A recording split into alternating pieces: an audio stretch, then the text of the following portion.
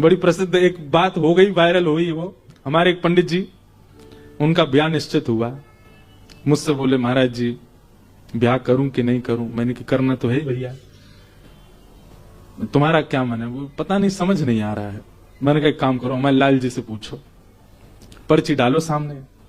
एक पर्ची डाली करूं, एक पर्ची डाली नहीं करूं, और एक और पर्ची डाली जैसा तुम्हारा मन, ठाकुर जी कह रहे हैं।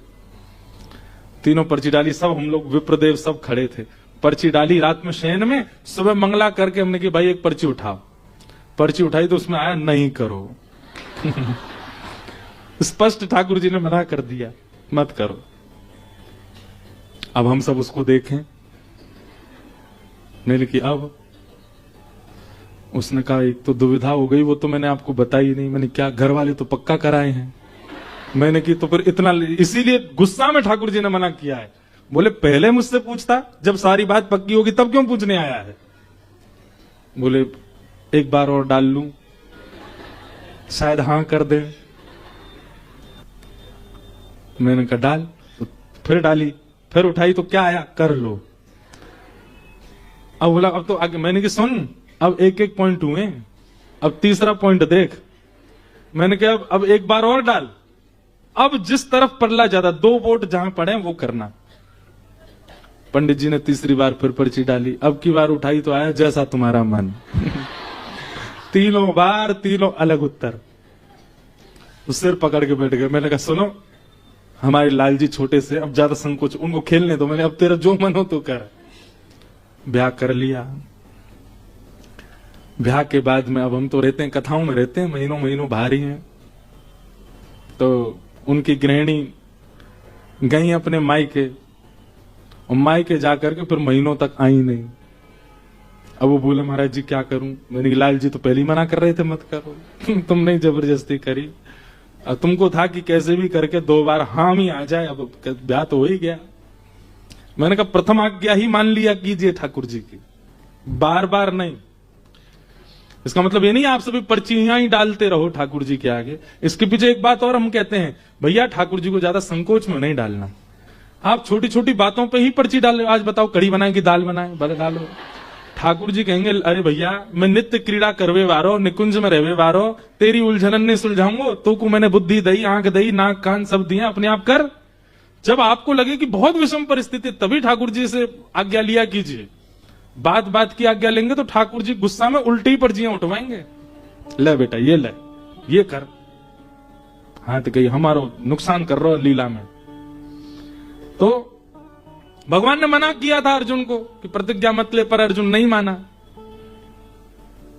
तो अब जब गया ठाकुर जी कल ले अपने मन की, कल नहीं नहीं एक बार आप बता दीजिए, जो कहेंगे वो करूंगा। भगवान बोले देख ले, जो कहूंगा सो करेगा। बोले हाँ। भगवान कहते हैं ब्रह्म बंधुर न हंतव्य आतताई बधारहण। ब्राह्मण कैसा भी क्यों ना हो, अर्जुन उसको मारना नहीं चाहिए। और बालकों का हत्यारा कोई भी क्यों ना हो, उसको छोड़ना नहीं चाहिए। तेरे सामने जो परिस्थिति है, ये ब्राह्मण है इसलिए इसको मारना नहीं है, और क्योंकि ये बालकों का हत्यारा आतताई है इसलिए इसको जीवित नहीं छोड़ना है। अर्जुन बोला मैंने किससे पूछ लिया, मारना भी है छोड़ना भी है। लेकिन मैंने कहा ना ठाकुर जी दलदल में ले जाएंगे, 2-4 डुबकी लगवा देंगे, लेकिन निकाल लेंगे। ठाकुर जी ने यहां पर इतनी सुंदर एक पंक्ति लिखी, आलोक के वदनम सके। जैसे ही अर्जुन के माथे पर पसीना आने लगा, अब मैं क्या करूं? तब भगवान ने उसकी ओर अपनी कटाक्ष दृष्टि से देखा, और जैसे ही ठाकुर जी ने देखा, देखते ही अर्जुन को पता लग गया मुझे क्या करना है। ब्राह्मण है इसलिए मृत्यु दंड नहीं देना, बालकों का हत्यारा है इसलिए इसको जीवित नहीं छोड़ना। मतलब ऐसी स्थिति करनी है कि जीवित रहे पर प्रति क्षण मरे। और वही किया। जीवित व्यक्ति प्रति क्षण कब मरता है? जब भरी सभा में उसका अपमान होता है। अपमानित व्यक्ति हर क्षण मरता है। व्यक्ति को अपने प्राणों से भी ज्यादा प्रिय होता है अपना स्वाभिमान, अपना मान, प्राणों से भी अति प्रिय होता है। जिसका होता है, जिनका स्वाभिमान है, जिनका है ही नहीं उनको तो कोई कह नहीं सकता, पर स्वाभिमान बहुत प्रिय है। आधी दाढ़ी मूछ मूड़ करके, आधे केश मूड़ करके, शिखा छेदन करके बड़ी सभा से बाहर कर दिया। अश्वत्थामा ने अपने इस अपमान का बदला लेना चाहा और उसने विचार किया, अभिमन्यु तो मारा गया पर उसकी पत्नी अभी सगर्भा है, उसका बालक भी यदि मर जाए तो पांडवों के यहां जल देने वाला भी नहीं बचेगा। ब्रह्मास्त्र छोड़ दिया। उत्तरा दौड़ी दौड़ी भगवान के पास गई। पाहि पाहि महायोगिन देव देव जगतपते, हे नाथ मेरी रक्षा करो।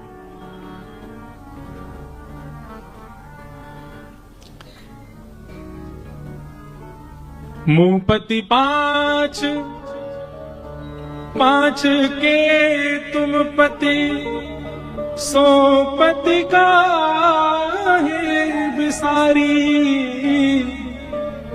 सूर श्याम तुम पाछे पछतइयो, जब मोहे देख उघारी।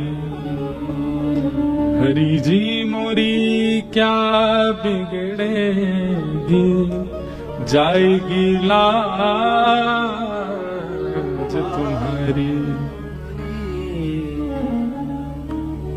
उत्तरा ने विचार किया द्रौपदी का कि जब चीरहरण हुआ था तब द्रौपदी की रक्षा केवल ठाकुर जी ने की। आज ब्रह्मास्त्र मेरे बालक को मारने के लिए छोड़ा गया तो मेरी रक्षा भी वही करेंगे। दौड़ करके गई है। यहां पर ससुर खड़े हैं, बड़े बड़े सब लोग खड़े हैं रक्षार्थ, पर किसी के पास नहीं गई, द्वारिकाधीश के पास गई। आप मेरी रक्षा करो। भगवान ने एक रूप से तो बाहर खड़े थे, अंगुष्ठ रूप धारण करके उत्तरा के गर्भ में प्रवेश करके अपने सुदर्शन चक्र से अपने गदा को ही सुदर्शन चक्र की भांति घुमाया और ठाकुर जी ने उत्तरा के गर्भ के बालक की रक्षा की। बोलो भक्त वत्सल भगवान की जय। यही बालक परीक्षित बना। हमारे पूज्य पिताजी महाराज के सदगुरुदेव अनंत श्री विभूषित श्री रामानुज प्रपन्नाचार्य गुरु जी, मेरे दादा गुरु, उनकी एक बात, उन्होंने एक सभा में एक बात कही और इस बात पर स्वामी श्री अखंडानंद जी ने मोहर लगाई। वे कहते हैं भगवान ने द्रौपदी के 5 पुत्र नहीं बचाए जिनका वध करने अश्वत्थामा पहुंच गया था। ठाकुर जी को पता था अश्वत्थामा आ रहा, तभी तो पांडवों को लेकर के चले गए। लेकिन भगवान ने उत्तरा के बालक की बाहर से नहीं, गर्भ में प्रवेश करके रक्षा की है।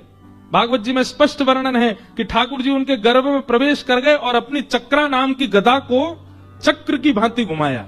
सुदर्शन चक्र लेकर के नहीं गए ठाकुर जी। क्यों? ठाकुर जी के मन में भाव आया, नन्हा सा बालक है,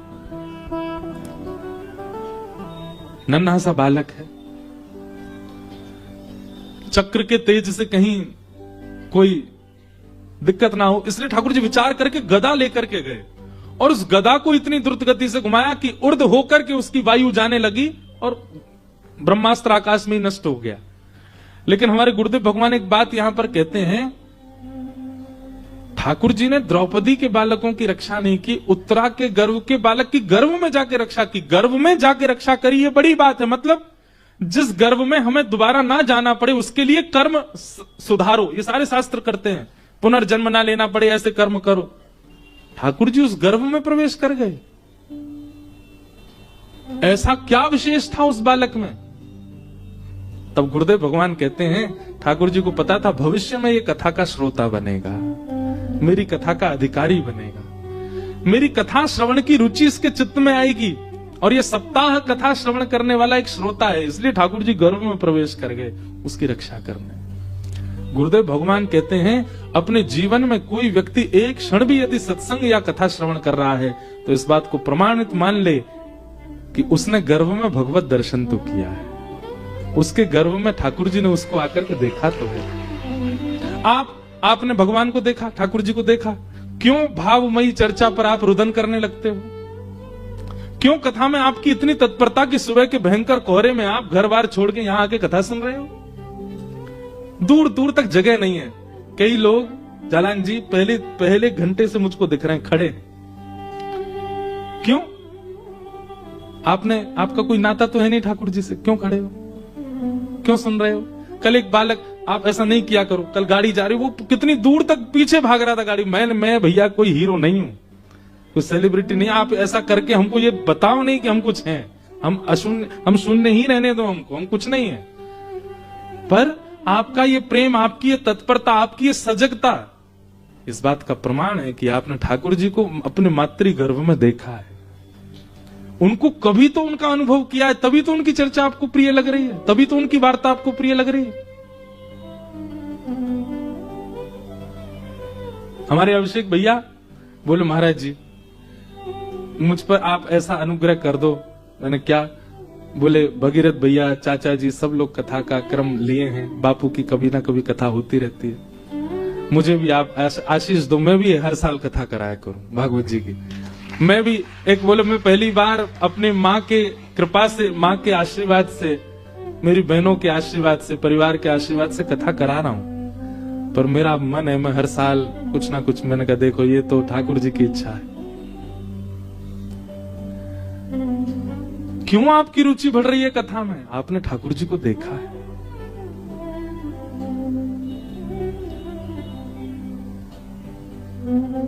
वो पंक्ति में गाता हूं कथा में,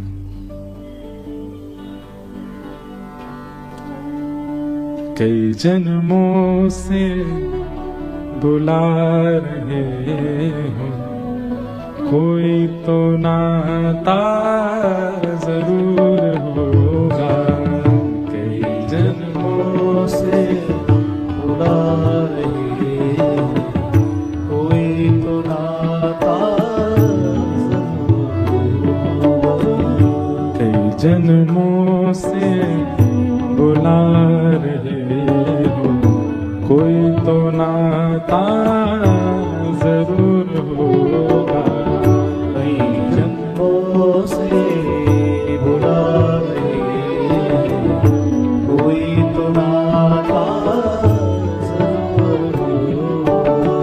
नजरों से नजरें मिला न पाऊं, मेरी नजर का कसूर होगा, नजरों से नजरें मिला न पाए, मेरी नजर का कसूर होगा। तुम ही तो मेरे माता पिता हो, तुम ही तो मेरे बंधु सखा हो, तुम ही तो मेरे माता पिता हो, तुम ही तो मेरे बंधु सखा हो।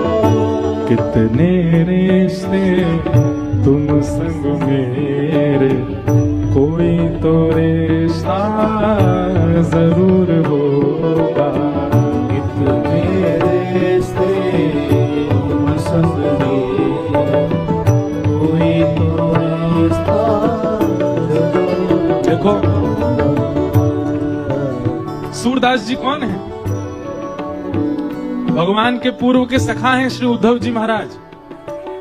उन्हीं उद्धव जी महाराज ने हठ पूर्वक ठाकुर जी के निकुंज में प्रवेश करने की इच्छा प्रकट की, ललिता विशाखा ने रोक दिया, आप भीतर नहीं जा सकते, ये निकुंज है, यहाँ निकुंज में केवल और केवल प्रिया प्रियतम ही मिलते हैं। उद्धव जी बोले अरे गोपियों तुम भोली भाली अभी मुझे जानती नहीं हो, मैं उद्धव हूं, मेरा हर जगह प्रवेश हो सकता है। ललिता विशाखा बोली तो ऊद हो कि सूद हो हमें ना पता, पर निकुंज में प्रवेश नहीं कर सके।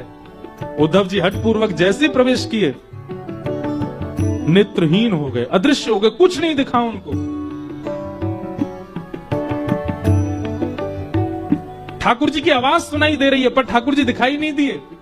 ठाकुर जी को जाकर के उद्धव जी बोले जय जय आप दिख क्यों नहीं रहे मुझको? भगवान बोले ये निकुंज है, यहाँ पर सखियों की आज्ञा से ही प्रवेश मिलता है और तुम उनकी आज्ञा ना मान के भीतर आए हो, इसलिए तुमको दिख नहीं रहे। उद्धव जी बोले अब क्या होगा? बोले कोई बात नहीं, सखियों का रोष भी कृपा है। उद्धव तुम ही आओगे कलिकाल में सूरदास का रूप धारण करके और बिना नेत्रों के वह देख करके संसार को दिखाओगे, बताओगे, सुनाओगे जो किसी ने भी नहीं देखा होगा। उस लीला का तुम दर्शन करोगे। गोस्वामी तुलसीदास जी कौन है? ये वाल्मीकि जी हैं। वाल्मीकि जी वाल्मीकि तुलसी भयो, ये गोस्वामी जी के रूप में आए हैं। मीराबाई कौन है? ये माधवी नाम की सखी है। इसका मतलब क्या है? जो भी कलिकाल में आकर के कृष्ण कृष्ण कृष्ण भज रहा है, वो द्वापर में ठाकुर जी का संगी रहा है। किसी एक अपराध के कारण उसको पुनर्जन्म लेना पड़ा है। हम कोई इतने बड़े तो नहीं, मैं और आप कोई ठाकुर जी का सखा वखा तो नहीं रहे होंगे, पर हाँ, हम उस समय की कोई चेटी रहे होंगे, हम उस समय के कोई ऐसे जीव रहे होंगे। ठाकुर जी कभी चल के गए होंगे और चलते चलते ठाकुर जी को हमने मक्खी बन के ने कान में कछु कर दिया होगा, तो ठाकुर जी ने ऐसे झटका मार दिया होगा। वही से कृपा है कि या जन्म में अब बाद समय तो ठाकुर जी के कान में गुनगुन करी, अब आप सबन के कान में हरी चर्चा सुना रहे हैं। ठाकुर जी के कान में गुनगुन करके उनको श्रमित किया। ठाकुर जी बोले हट गुनगुन करे, ठाकुर जी ने कृपा कर दी, बोले गुनगुन करके परेशान कर रहा हो, ऐसी वाणी बोल कि सबन को सुख मिले। सो कथा वक्ता बन के आ गए। आप सब भी इसी प्रकार से ठाकुर जी के कहीं ना कहीं संगी तो रहे हो, इसीलिए इस जन्म में हरि भजन कर रहे हो। कई जन्मों से बुला रहे हो, कोई तो नाता जरूर होगा। कई जन्मों से बुला रहे हो, कोई तो नाता जरूर होगा। कभी बुलाते वृंदावन में, कभी बुलाते हो मधुबन में, कभी बुलाते वृंदावन, कभी बुलाते हो मधुबन में। अपने घर में रोज बुलाते, अपने घर में रोज बुलाते, मेरे घर आना जरूर होगा। अपने घर में रोज बुलाते, मेरे घर आना जरूर होगा। कई जन्मों से बुला रहे हो, कोई तो नाता जरूर होगा। जन्मों से बुला रहे हो, कोई तो नाता। श्री राधा रमन लाल की।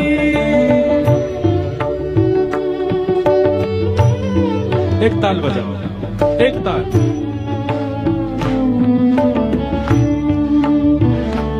दो मत बजाओ, एक ही बजाओ बस।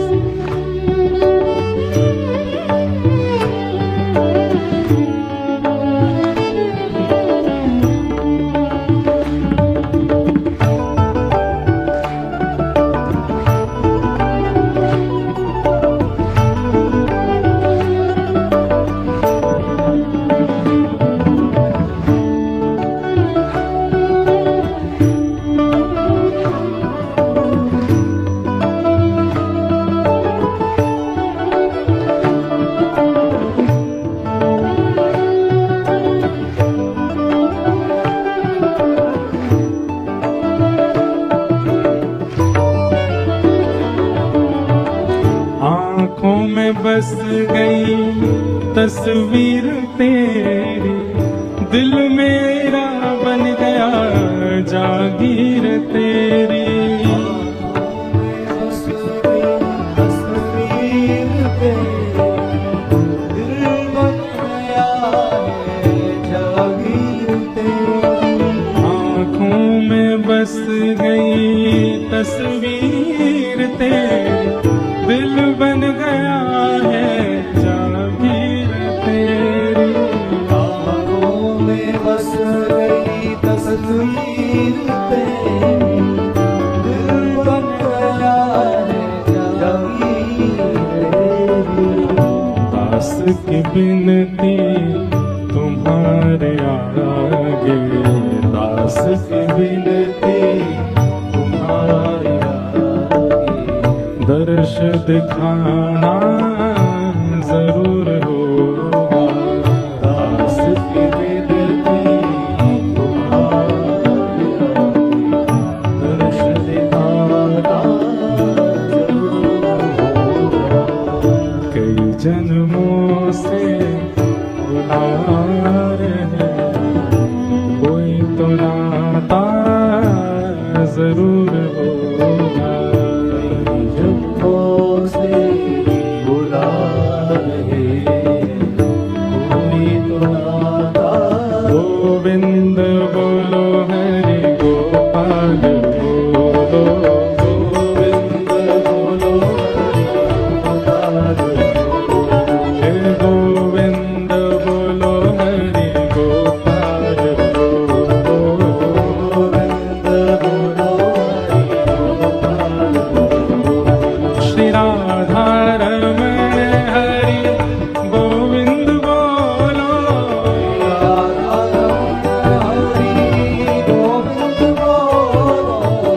राधा रमण हरि गोविंद बोलो।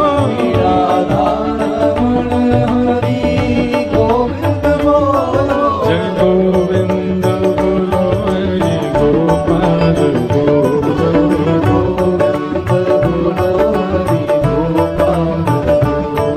जय गोविंद बोलो हरि गोपाल बोलो।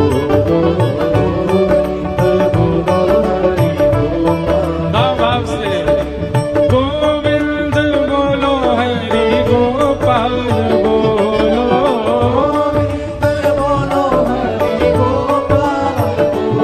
हरि गोविंद बोलो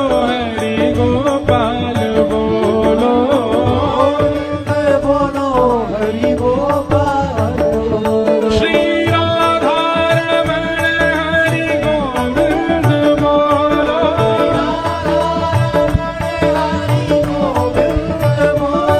श्री राधा रमण हरि गोविंद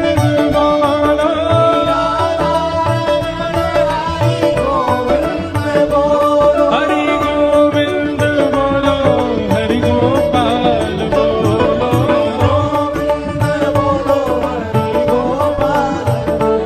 श्री गोविंद बोलो हरि गोपाल बोलो,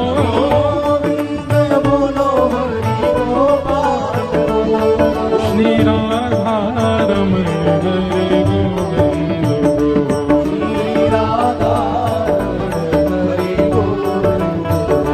हे हरि बोल, हरि बोल, हरि बोल, हरि बोल, हरि बोल, हरि बोल, हरि बोल, हरि बोल, हरि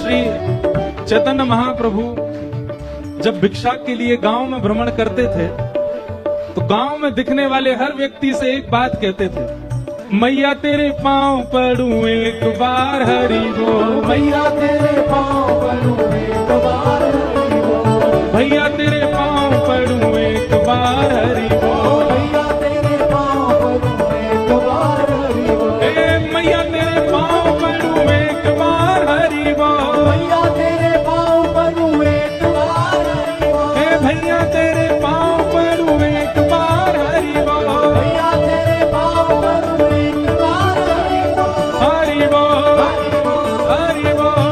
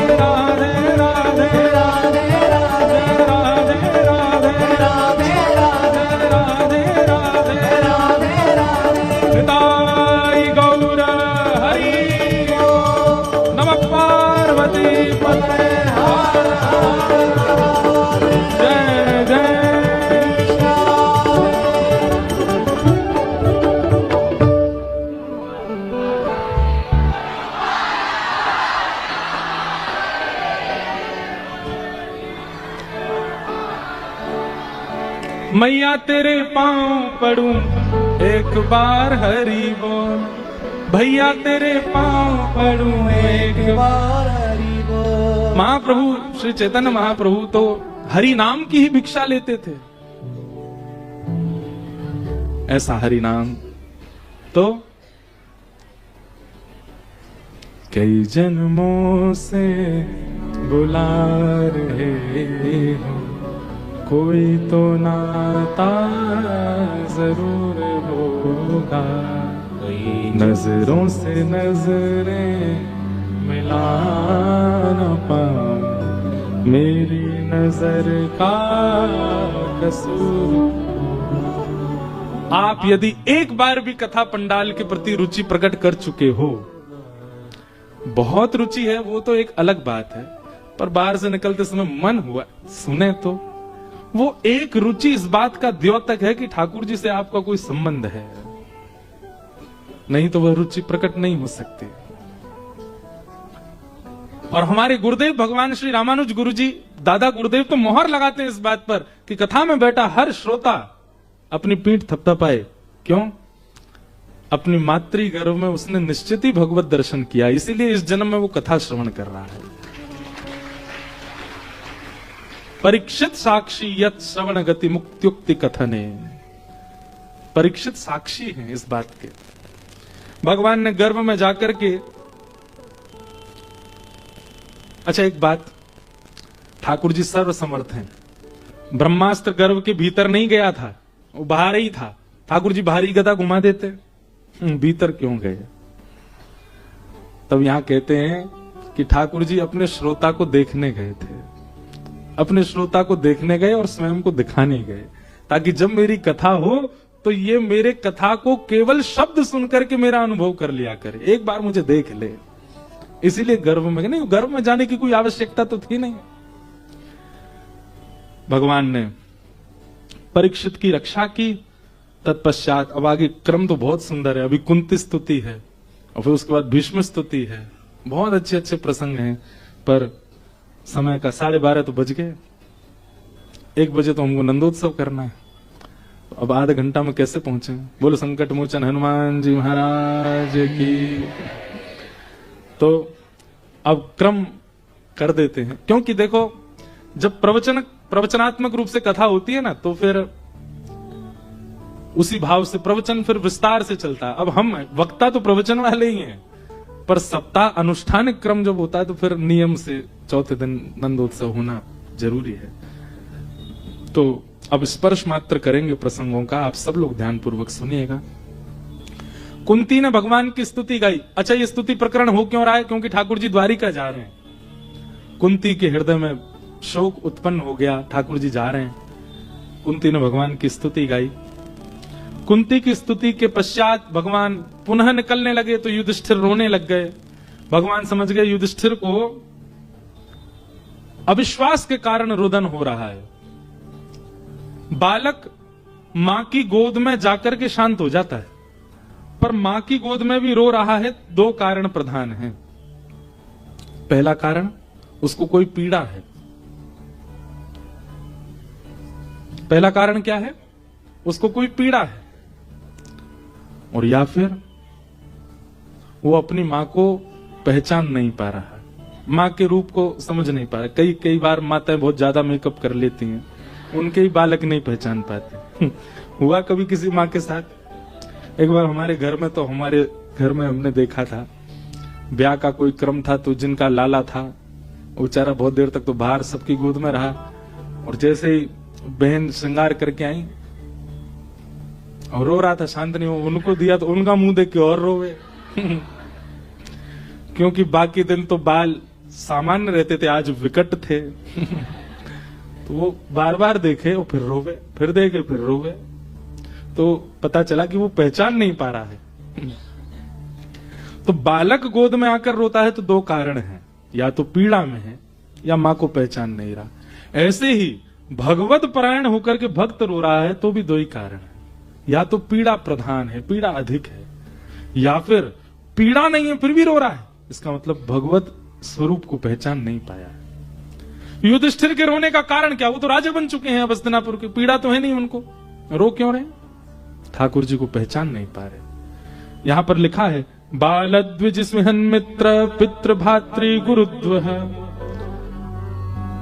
युधिष्ठिर जी के रोने का कारण क्या? बोले अब मुझे नरक जाने से कोई नहीं रोक सकता। क्यों? मैंने छोटे छोटे बालकों को अनाथ कर दिया, माताओं को विधवा कर दिया, कितने अपनों को मार दिया मैंने। भगवान बोले महाभारत पूरा युद्ध 18 दिन तक चला, तब इनको रोना नहीं आया। युद्ध विश्राम हो गया, सब काम हो गए, अब रो रहे हैं। इसका मतलब इनको मुझ पे भरोसा नहीं। मैं साथ खड़ा हूं, साथ खड़े होकर के युद्ध करवा रहा हूं, तब भी भरोसा नहीं। ठाकुर जी ने कहा कि अब इनके मेरे प्रति यदि अविश्वास जगेगा, बहुत ध्यान से सुनिएगा, ठाकुर जी के प्रति अविश्वास जगेगा तो ठाकुर जी कह रहे हैं मैं जागृत नहीं कर पाऊंगा, मेरे प्रति अखंड विश्वास रखने वाला ही कोई जागृत करेगा। तब भगवान भीष्म पितामह के पास लेके गए। मेरे सबसे प्रिय पात्र है महाभारत के भीष्म पितामह। इतिमत, क्योंकि गंगा के तट पर हैं, गंगा पुत्र हैं, इसलिए 2 श्लोक भीष्म पितामह के गा देते हैं। इतिमते रूप कल्पिता वितृष्णा। पूज्य भाई श्री के द्वारा ये प्रसाद में प्राप्त हुआ। इतिमते रूप कल्पिता वितृष्णा भगवत सात्वत पुंगवे विभुम्ने स्वसुखमुपगते क्वचिद् विहर्तुं प्रकृतिमुपेयुषीयतव प्रवाह त्रिभुवनकमनं कमालवर्णं रविकरगौरवराम्बरं दधाने वपुरलककुला वृताननाब्जं विजय सखे रतिरस्तु मे वद्या। एक भाव जगा। भाई श्री हर वर्ष आते हैं महाशिवरात्रि पर। आप लोगों का सौभाग्य है कि आते हैं काशी। भाई श्री तो आते हैं, श्रोता बन के रहते हैं, पर फिर भी एक बार भाई श्री को निवेदन कीजिएगा, आप करें, मान जाएंगे। गंगा जी का तट है, गंगा पुत्र की एक बार चर्चा उनसे सुनिएगा और भीष्म स्तुति सुनिएगा विस्तार से। 3-4 दिन और कोई प्रसंग नहीं, केवल भीष्म पितामह का। हम सत्य कह रहे हैं, भीष्म पितामह का जो प्रसंग है ना, अभी अवकाश नहीं तो मैं कहूं बहुत सुंदर है। इच्छा मृत्यु का किस प्रकार प्रयोग करना चाहिए। मैं एक बात कहता हूं भीष्म पितामह की स्तुति में कि इच्छा मृत्यु का वरदान केवल भीष्म पितामह को नहीं मिला है, जन्म लेने वाले हर व्यक्ति को इच्छा मृत्यु का वरदान है, परंतु उसने कभी मृत्यु की इच्छा ही नहीं की, मृत्यु की इच्छा प्रकट ही नहीं की है। मृत्यु का नाम सुनते ही भयभीत हो जाते हैं व्यक्ति। इच्छा हो, श्री गंगा जी का तट हो, यमुना का वंशीवट हो, मेरा सांवरा निकट हो, जब प्राण तन से। ये तो निश्चित है। यहां बैठा कोई व्यक्ति अगर मुझे हाथ उठा के यूं कह दे मैं नहीं मरने वाला, कोई है यहाँ पे ऐसा माई का लाल जो यूं कहे मैं नहीं मरूंगा? कौन कौन मरने वाला हाथ ऊपर करो। इसमें भी डर रहे हो? सबको पता है। शमशान में जब भ्रमण करते मणिकर्णिका को देख करके यूं नहीं लगता कभी हमको भी आना एक दिन। कल रात्रि में जो उत्सव चल रहा था उसमें बहनें जो नृत्य कर रहे थे, उसमें एक बढ़िया एक पंक्ति थी, मुझे याद नहीं, कि जीते जी काशी नहीं आए तो अर्थी में तो आना पड़ेगा, है ऐसा कुछ था ना। टीवी में इन्होंने मणिकर्णिका ही दिखा दी है, व्यासपीठ भैया। तो मरना तो सबको है, क्यों ना आप पहले से ही निश्चित कर लो, अपने मन में ही रखो, किसी को बताना नहीं। बता दो ठाकुर जी, ठाकुर जी। लोग बाग लिख के जाते हैं, अपने बच्चों को बता के जाते हैं मेरी मृत्यु हो तो ऐसा करना है, ऐसा करना है। वो एक व्यवहारी बात है। आप स्वयं के लिए बस अपने आप से बता के जाओ, किसी को नहीं। जब मृत्यु काल समीप आए तो ऐसा मौसम हो, ऐसी वायु बहे, मेरे हृदय में अत्यंत शांति हो, मैं नाम जप में बैठा हूं, सर्व कार्यों से निवृत्त हो चुका हूं, भगवान नाम उच्चारण मेरे मुख से चल रहा हो, इस प्रकार की भावना रखो।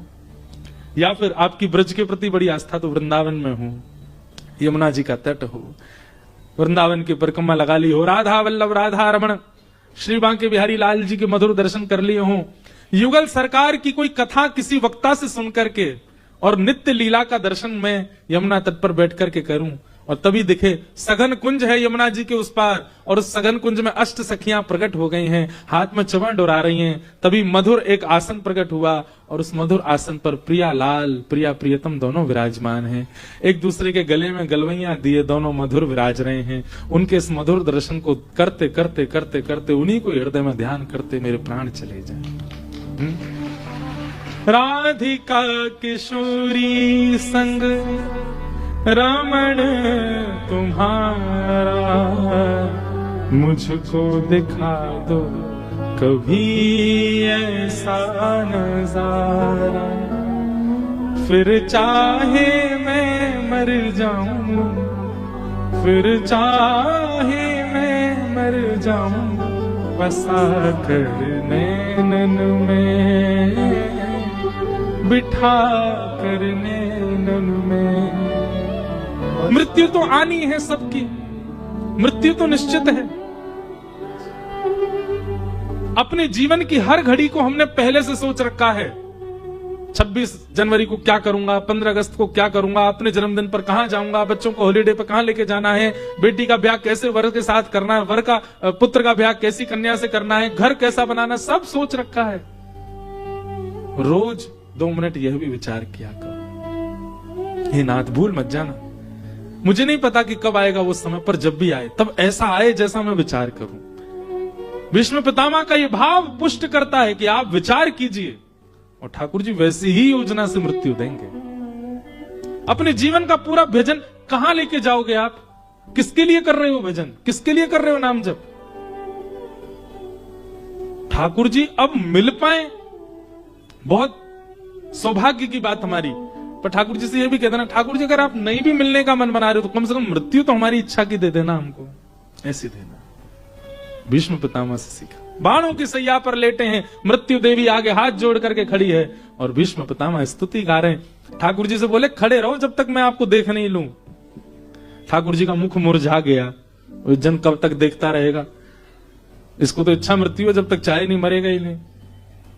सदैव देवो भगवान प्रतीक्षताम, भीष्म पितामह कह रहे हैं प्रतीक्षा कीजिए, जब तक मेरे नैन भर ना जाए, मेरा मन भर ना जाए, तब तक मैं आपको देखता ही रहूंगा।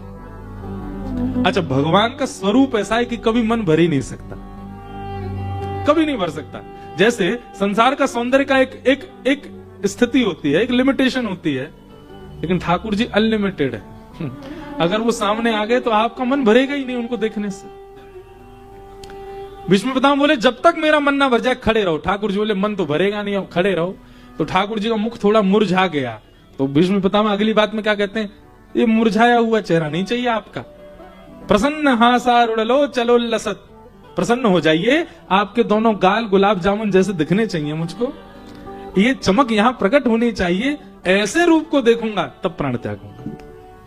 भीष्म पितामह ने अपने वश कर लिए ठाकुर जी और खूब रज रज के ठाकुर जी की स्तुति गाई। और जब पूर्ण रूपेण, अब मेरा मन तो बहुत होता है, मैं गा दूं थोड़ी। ललित गति विलास वल्गुहास प्रणय निरीक्षण कल्पितो रुमान कृतमनुकृतवत्य उन्मदांधा प्रगति मगन किलयस्य गोपवध्वा। भीष्म पितामह कह रहे हैं नाथ, मैंने आपके इतने दर्शन किए किसी ने नहीं किए होंगे। भगवान बोले कैसे? बोले संसार ने आपके चतुर्भुज रूप का दर्शन किया है, संसार ने आपके दो भुज रूप का दर्शन किया, चतुर्भुज रूप का दर्शन किया है, आपके द्वारिकाधीश रूप का दर्शन किया, पर मैंने ऐसा दर्शन किया वो किसी ने नहीं किया। भगवान बोले कौन सा दर्शन किया आपने? तो भीष्म पितामह कहते हैं आहा, सपदि सखिवचो निशम्य मध्ये निज पर योर वलयो रथम निवेश्य स्थितवती परशई निकायु रक्षणा हतवती पार्थ सखे रतिर्ममास्तु। जब आप रथ हाँक रहे थे, अत्यंत कोमल श्री कृष्ण जो इतने कोमल हैं कि रुई को भी शर्म आ जाए उनके आगे, ऐसे कोमल श्री कृष्ण जब रथ के घोड़ों के उस रस्सी को पकड़ के चाबुक हाथ में लेकर के और जैसे उन रथ को हाँकते हुए चला रहे थे, उस समय घोड़ों के पैरों से उठने वाली धूल जब उड़ करके आपके मुखमंडल को आ रही थी, आपके प्रश्वेत के बिंदुओं से आकर के चिपक रही थी, उस समय आपके घुंघराले केश कुरुक्षेत्र की रणभूमि के रज से लंबित हो गए थे। और उस समय अर्जुन की रक्षार्थ आप इतनी द्रुत गति से अपनी नजरों को घुमाते थे, कहीं से भी कोई बाण आता उसको आप पहले देख लेते थे और तुरंत अपने रथ को द्रुत गति से वहां से विलग करते थे। कई बार कितने बाण अर्जुन पर आने वाले होते थे और आप खड़े होकर के अपने कवच पर उसको ले लेते थे। हे नाथ, एक रात्रि में चोरी चोरी आपके पास आया और पांडवों के शिविर में आकर के मैंने चोरी से भीतर झांक करके देखा। आप दर्पण के सामने खड़े थे और आपने जब अपने कवच उतारा तो उन बाणों की नोक से थोड़े थोड़े घाव आपके वक्ष पे हुए थे और आप प्रसन्न होकर के गर्म जल से उन घावों से निकलने वाले छोटी छोटी उन रक्त की बिंदुओं को आप पोंछ रहे थे। और प्रसन्न क्यों हो रहे थे? मैंने अर्जुन को एक एक छिद्र को पहुंचते हुए आप सोच रहे थे यह नहीं बचता तो अर्जुन को लग जाता, और आप अर्जुन का भाव सोच सोच करके उनको साफ कर रहे थे। गर्म जल से अपने मुख पर लगे हुए रथ के घोड़ों के पैरों से उड़ने वाली धूल को आप पहुंच रहे थे, अपने केश सुलझा रहे थे। उस समय आपके मुखमंडल पर अर्जुन के प्रति जो प्रेम दिख रहा था वो किसी ने नहीं देखा, वो मैंने देखा है। आपके सारे रूप देख लिए मैंने, लेकिन एक रूप मुझे देखना है जो मैंने नहीं देखा, और मैं अपनी स्तुति के अंत में आपको उस रूप की प्राप्ति के लिए प्रार्थना कर रहा हूं। भगवान बोले कौन सा रूप देखना है? ललित गति विलास बल गुहासन। हे नाथ, आप चतुर्भुज नहीं, दो भुज, अनेक मालाएं नहीं, केवल दो माला, और बाकी अदा से ललित गति से चाल चलते हैं जब वृंदावन की रज में, वृंदावन की कुंज गलियों में। मन होता है तो मधुर वेणु बजा लेते हैं, मन होता है तो मयूर के सामने जाके बैठ जाते हैं, मन होता है तो बैठी हुई गैया से अपनी टेक लगा करके लेट जाते हैं। मुझे उस रूप का दर्शन करना है। निश्चिंत श्री कृष्ण केवल वृंदावन में है, वहां चिंता नहीं है ठाकुर जी को कोई। उस आनंद रस सिंधु श्री कृष्ण का मुझे दर्शन करना है, और उसके लिए मैं आपसे प्रार्थना कर रहा हूं, मेरे प्राण निकले, मुझे मुक्ति मत दीजिएगा। भगवान बोले तो फिर क्या दूं? बोले मुझे ब्रजमंडल की कोई गोपी बना करके भेज दो, ताकि ब्रज में एक गोपी बन करके मैं आऊं, मैं भी दही मत करके एक मक्खन निकालूं, मक्खन निकाल करके छींके पर टांगूं और प्रतीक्षा करूं कब नंदन नंदन आएंगे मेरे इस माखन को चुराने के लिए। मुझे वो रूप देखना है आपका। जैसे गोपियों के कहने पर आप भिन्न भिन्न रूप धारण कर लेते हैं, कभी आप बंदर बन जाते हैं, कभी आप नाचने लग जाते हैं, कभी आप रोने लग जाते हैं। उन गोपियों के आप इतने अधीन हैं, वो गोपी मुझे बना दीजिए। प्रकृति मगन किल यस गोपबद्ध।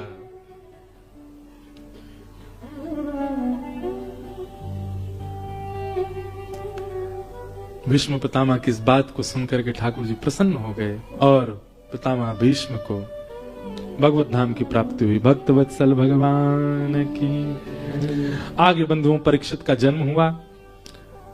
अर्जुन ने आकर के खबर सुनाई।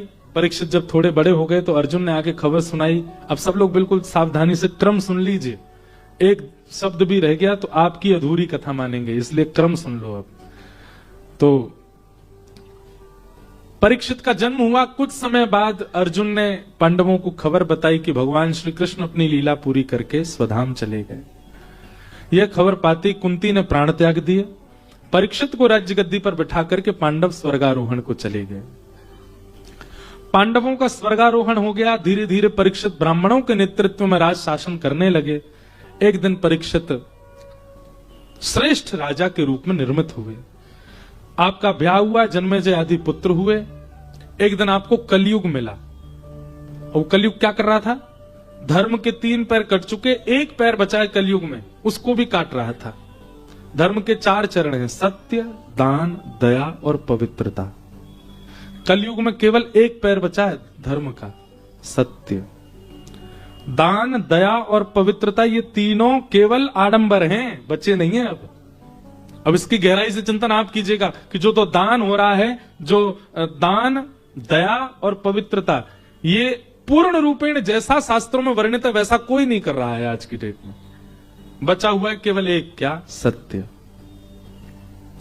यह सत्य जिस दिन खत्म हो जाएगा उसी दिन घोर कलयुग आ जाएगा। तो कलयुग धर्म के 4थे चरण को काट रहा था। तभी परीक्षित जी ने जाकर के तलवार निकाल करके कलयुग को मारना चाहा। कलयुग ने चरण में आकर के कहा, भगवान आप मुझे कुछ स्थान दे दीजिए, मैं वचन देता हूं मैं वहीं रहूंगा। 5 स्थान दिए। द्यूतम पानम स्त्रिय सूना, जुआ सबसे पहला स्थान। बहुत ध्यानपूर्वक सुनो। और एक बात हम कहते ही हैं, इन 5 स्थानों को अगर आज तक नहीं सुना और आप इन 5 स्थानों पर गए हैं तो उसका जो पाप लगता है वो ठीक है, कथा सुनने से वो नष्ट होगा। परंतु आज इन 5 स्थानों के नाम सुनने के बाद यदि आप गए, मल्टीप्लाई इनटू 1000 होगा जो भी पाप होगा। और पूर्व के जो नष्ट हुए कथा सुन के वो भी प्रकट हो जाएंगे। इसलिए इन 5 स्थानों से बचो।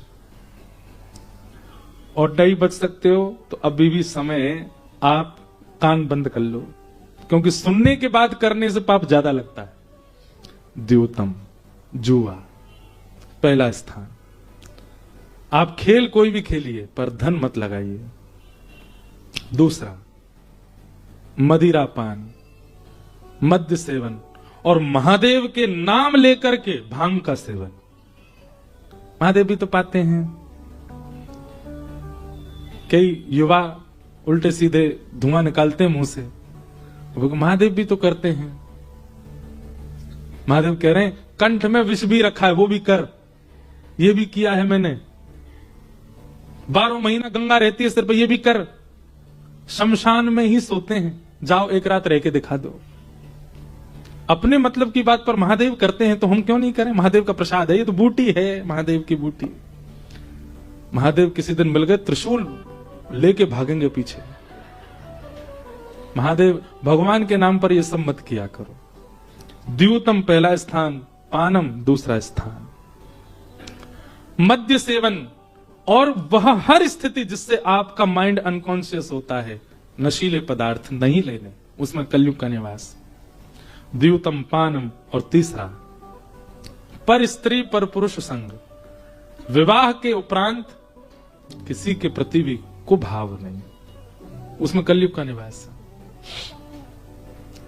और चौथा स्थान, हिंसा में रुचि, लड़ाई झगड़ा मार काट, बेवजह कलेश। पता चल गया कि ये काम गड़बड़ किया है किसी ने, अब आप उसको, आपको पता है कि ये काम बता करके ठीक करवाया जा सकता, पर आप लड़के ही ठीक करवा रहे हो। ये एक प्रकार से कलयुग का स्वरूप है। वैष्णव का स्वभाव है वो विवाद से बचता है, ज्यादा विवाद में नहीं पड़ता। उसको लगता है कि समझा करके हो सकता है तो समझा देगा। जब स्थिति समझाने से भी नहीं सुधर रही तब क्रोध का समय होना चाहिए। पहले ही क्रोध कर दोगे तो उसमें कलयुग का निवास। तो द्यूतम पानम स्त्री सूना, 4 स्थान दिए। कलयुग ने कहा मेरा परिवार थोड़ा सा बड़ा, 1 स्थान और दीजिए। तो पुनश्च याचमानाय जात रूप मदात प्रभु, 5वां स्थान उसको दिया। बिना मेहनत के कमाया गया धन, अनीति से कमाया गया धन। इन 5 जगहों से केवल बच जाइए आप, और इन 5 से संबंध रखने वाले जो भी स्थान है उनसे बच जाइए बस। बापू एक बात कहते हैं कथा में, सत्संग ना बने चलेगा पर कुसंग मत करो। कथा ना सुन पाओ चलेगा, पर पता है कि ये कुसंग है वो मत करो। कुसंग ना करना कथा सुनने से भी बड़ा सत्संग है, इसलिए कुसंग मत करो। तो इन 5 ये हमने बता दिए। अब आप जानो, आपका काम जाने।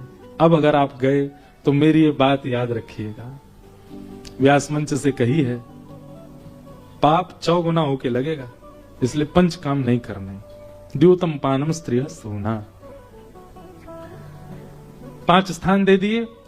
और राजा परीक्षित आज लौट करके अपने भवन में आए, जरासंध का मुकुट सिर पर पहन लिया, बुद्धि भ्रमित हो गई, संत का अपमान कर दिया, संत के बालक ने 7 दिन में मरने का श्राप दे दिया। श्राप से व्याकुल राजा परीक्षित अपनी मुक्ति का उपाय खोजने के लिए गंगा तट पर गए। संतों ने आकर के अनेक उपाय बताए। तत्रा भवद भगवान व्यास पुत्रो, तभी वहां व्यास पुत्र श्री सुखदेव जी का आगमन हुआ और सुखदेव जी ने आकर के कहा, राजन तुम मुक्ति की कामना कर रहे हो, बहुत ध्यान से सुनिएगा सब लोग, मुक्ति की कामना कर रहे हो, वो भी 7 दिन में। मुक्ति के लिए 7 दिन की आवश्यकता नहीं होती, तो एक क्षण। व्यक्ति ने जीवन भर कितने भी गलत किया हो, लेकिन उसकी अंतिम श्वास निकलते समय उसके मुख से राम यदि निकल आवे, उसके मुख से हरि निकल आवे, उसके मुख से भगवान नाम उच्चारित हो जाए, नारायण उच्चारित हो जाए, तो उसके जीवन में उसने जितना कुछ भी किया है सब शून्य हो जाएगा, उसको भगवत प्राप्ति हो जाएगी, मुक्ति मिल जाएगी। लेकिन ये सुनने में जितना आसान लगा आपको, घटने में उतना ही कठिन है। जन्म जन्म मुनि जतन कराही, अंत राम कहीं आवत नाही। एक जन्म नहीं, यहां हम 1 महीना चातुर्मास भी अगर हम कर लेते हैं तो हम लोग अपने आप को किसी सिद्ध से कम नहीं समझते। पर संत जन कह रहे हैं जन्म जन्म तक भी आप नाम का आश्रय ले लो तो भी अंतिम श्वास में नाम नहीं निकलेगा मुख से। सब याद आ जाएंगे, राम याद नहीं आएंगे। इस संसार में सबसे कठिन यदि कुछ है तो वो अंतिम श्वास निकलते समय भगवत स्मरण, वो नहीं बन पाएगा। पता नहीं क्या होता है, अंतिम श्वास निकलते समय आप हरि को भूल जाओगे, बाकी सब याद रहेगा आपको। आपके बच्चे कितने हैं, नाती कितने हैं, संती कितने हैं, पोते कितने हैं, बैंक में अकाउंट नंबर भी याद होगा आपको, बैंक में कितना रखा है ये भी पता होगा, तिजोरी में कौन सी कितने तोले की चेन कहां पड़ी है ये भी याद होगा, आपको सब याद आ जाएगा। पर उस समय मृत्यु काल में कंठे गुरगुरायते, कंठ गुर गुर करने लगेगा और भगवान को भूल जाओगे, अंत में भगवत स्मरण नहीं बन पाता। लेकिन श्री सुखदेव जी महाराज परीक्षित से कहते हैं, परीक्षित 7 दिन में मृत्यु का श्राप लगा है तुमको, अभी तो 7 दिन हैं और मुक्ति के लिए तो एक क्षण काफी। तुम्हारे जब प्राण निकल रहे हो उस समय अगर हम सब संत जन बैठ करके कीर्तन कर दें और कीर्तन सुनते सुनते तुम प्राण त्याग दो, मुक्ति मिल जाएगी। 7 दिन का क्या करोगे, इतनी अवधि का क्या करोगे? परीक्षित बोला, आज्ञा करें। बोले तुम मुक्ति नहीं, तुम भक्ति मांगो। भक्ति एक क्षण में नहीं आ सकती, भक्ति के लिए तो गुरु कृपा, और गुरु कृपा के लिए थोड़ी अवधि तो चाहिए।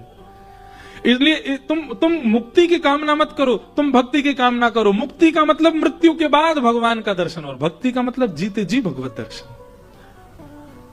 7वें दिन तक्षक सर्प डसे, तुम कामना ये मत करो उसके बाद तुम्हें मुक्ति मिले, तुम कामना ये करो कि 7वें दिन तक्षक सर्प डसे, उससे पहले पहले मैं भगवत परायण हो जाऊं, भगवत दर्शन कर लूं।